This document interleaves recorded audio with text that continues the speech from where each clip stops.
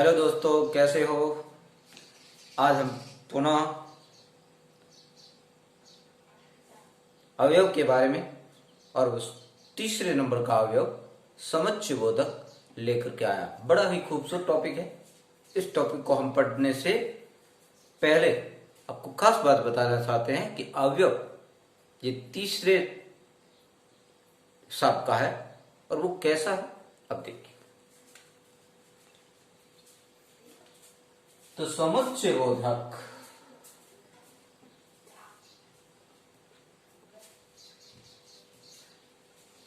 समुच्चय का अर्थ क्या होता है? बोधक का अर्थ बोध कराना होता है।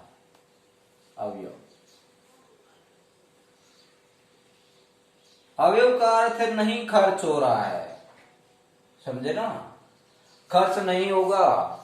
समुच्चय इसका अर्थ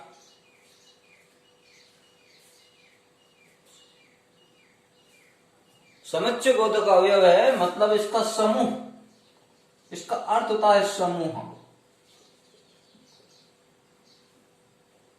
समूह का बोध कराना। एक से अधिक चीज होती है। समूह का बोध किसका बोध करा रहा है? समूह का बोध करा रहा है। तो दोस्तों देखिए किस तरह से समूह का बोध करवाता है। तो मैं इसकी परिभाषा में बता रहा हूं। वे अवयव शब्द, ये तीसरा टॉपिक है। वे अवयव शब्द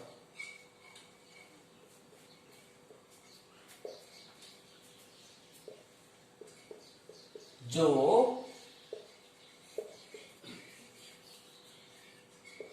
दो या दो से अधिक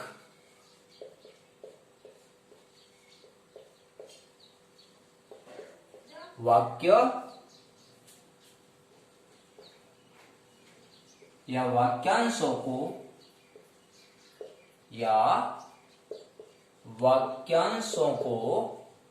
क्या करता है दोस्तों? जोड़ने का काम करता है। वाक्यांशों को जोड़ने का काम करता है। जोड़ने या अलग करने का। हाँ तो दोस्तों देखिए, जोड़ने या अलग होने का भाव दर्शाता है। जोड़ने या अलग होने का भाव दर्शाता है दोस्तों, का भाव दर्शाता है। तो देखिए दोस्तों किस तरह से, कैसे दर्शाता है। अब मैं आपको बता रहा हूं। जैसे कुछ उदाहरण के तौर पे बता रहा हूं। जैसे किंतु, परंतु, लेकिन,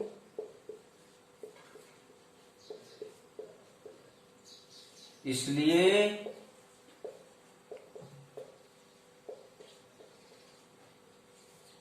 अथवा,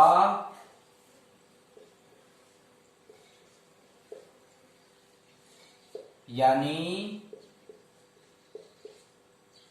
क्योंकि,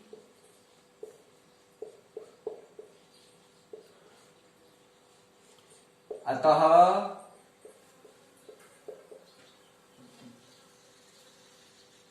और,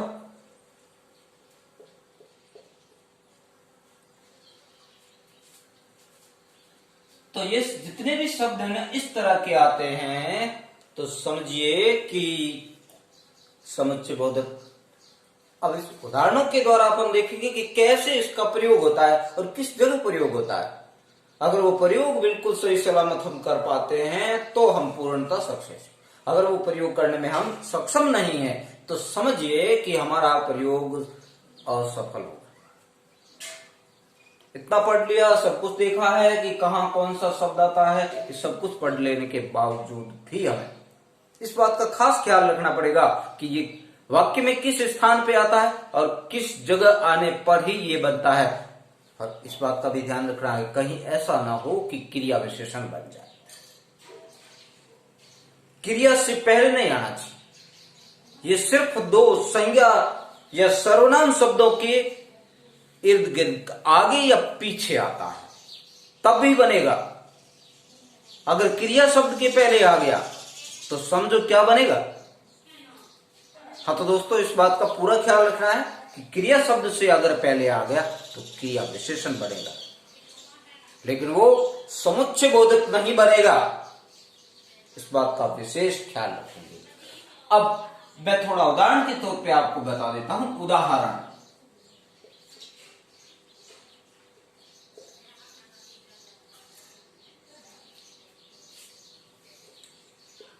राम फुटबॉल खेलता है।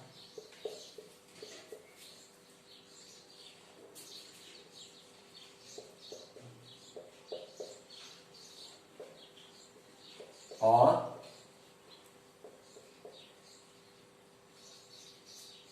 श्याम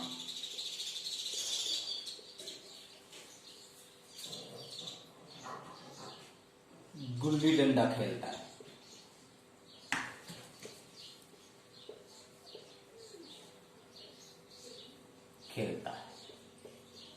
अब दो वाक्यों को ज्वाइंट किया यहां, खेलता है। ये और शब्द ये दर्शाता है, दोनों को अलग अलग दर्शाता है, दो वाक्यों को ज्वाइंट करता है, आपस में जोड़ता है।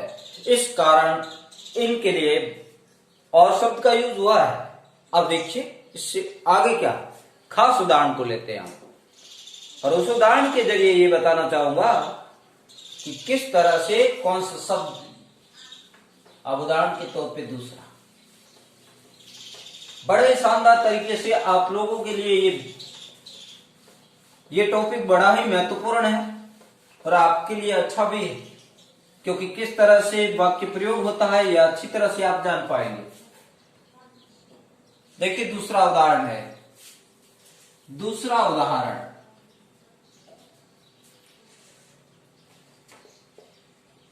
राम गांव जा रहा है। गांव जा रहा है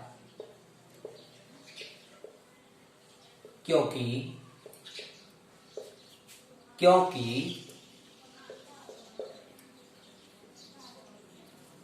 शहर में क्या फैल गया? कोरोना फैल गया है। शहर में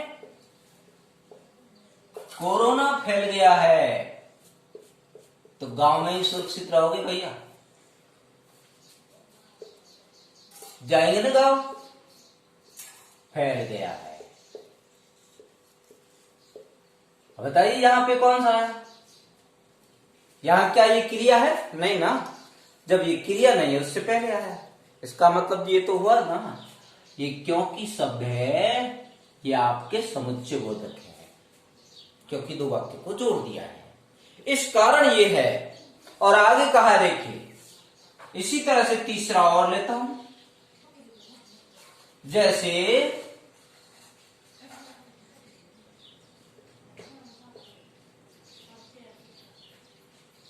राम ने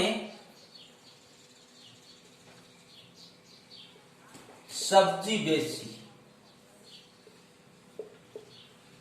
इसलिए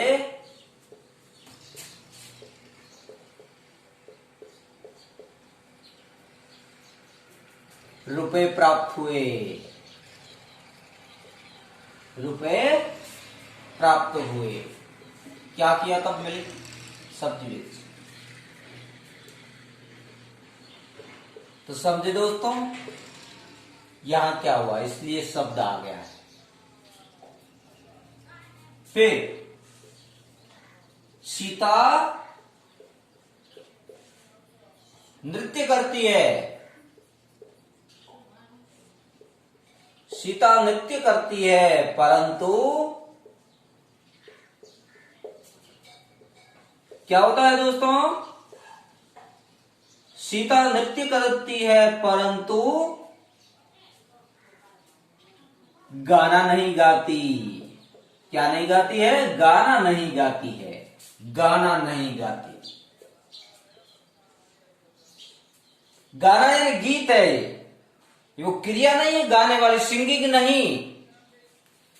गाना नहीं गाती, अब गाती ये क्रिया है।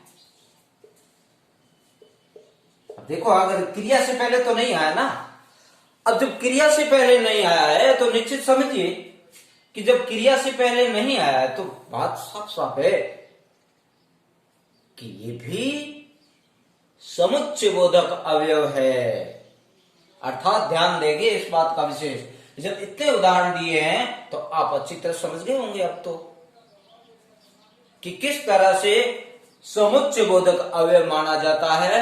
आप कहीं भी बहुत अच्छी तरह एकाग्र होकर के अगर इसको पढ़ने का प्रयत्न करेंगे तो मेरा विश्वास है कि जहां तक हो सके आप बहुत बढ़िया तरीके से कर पाएंगे। और मैं पूरा विश्वास दिलाता हूं कि जब आप अच्छी तरह से एकाग्र होकर के पढ़ेंगे और इस बात को ध्यान में देंगे तो अवश्य ही बहुत बढ़िया होने वाला है दोस्तों, बहुत बढ़िया, बहुत अच्छा। तो जय हिंद, जय भारत। अगले वीडियो के लिए कल आ रहा हूं।